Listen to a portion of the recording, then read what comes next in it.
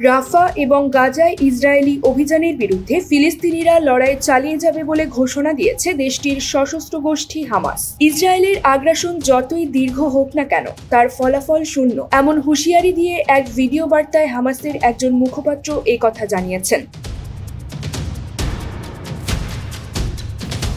আল জাজিরার এক প্রতিবেদনে জানা গেছে, ওই ভিডিও বার্তায় আবু ওবেইদা নামের এক হামাস যোদ্ধা বলেন, জনগণের স্বার্থে আমরা পুরোপুরি লড়াই বন্ধে রাজি আছি, তবে আমরা শত্রুদের বিরুদ্ধে দীর্ঘমেয়াদী লড়াই চালিয়ে যেতেও প্রস্তুত রয়েছি। ওবেইদা আরো বলেন, তাদের কোনো অর্জন নেই, যুদ্ধক্ষেত্রে তারা তাদের সৈন্যই হারাচ্ছে। হামাসের ব্যাপক শক্তি রয়েছে এ কথা বলছি না, তবে আমরা আমাদের জনগণের অধিকার আদায়ে লড়াই চালিয়ে যাব।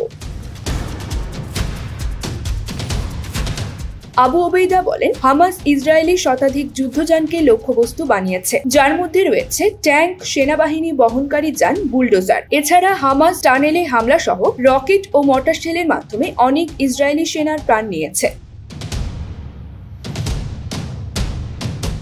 এদিকে গাজায় যুদ্ধ বন্ধে চেষ্টা চালিয়ে যাচ্ছে আন্তর্জাতিক সম্প্রদায়, তবে নেতানিয়াহুর গোঁড়ামির কারণে যুদ্ধবিরতির প্রক্রিয়া আবার স্থবির হয়ে গেছে। অন্যদিকে গাজা উপত্যকা থেকে 3 জিম্মির মরদেহ উদ্ধারের দাবি করেছে ইসরায়েলের প্রতিরক্ষা বাহিনী।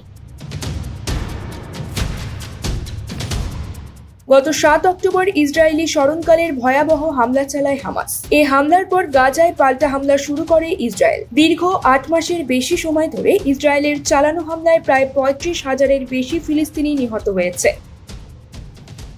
নিউজ ডেস্ক, সংবাদ পরিক্রমা।